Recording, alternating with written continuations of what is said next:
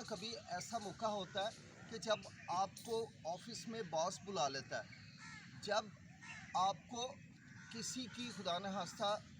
मुश्किल सूरत हाल की, किसी की अचानक बीमारी या एक्सीडेंट की खबर मिलती है, चैलेंज आ गया, आपको बॉस ने बुलाया, चैलेंज आ गया, आपको स्टेज पे बुलाया जाता है, आप किसी मीटिंग का हिस्सा है, आपने को प्रेजेंटेशन देनी है स्टूडेंट्स के लिए, ख़ास तौर पे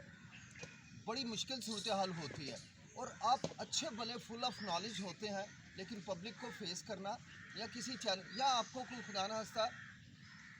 थाने से कॉल आ गई है सडन कि भाई थाने पहुंचो,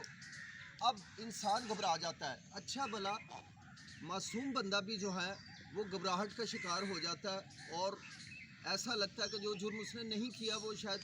उस घबराहट में लोग समझते हैं कि ये झूठ बोल रहा है। पॉलीग्राफिक टेस्ट इस सिलसिले की एक सर एक निशानी है। मिनट सर, इसका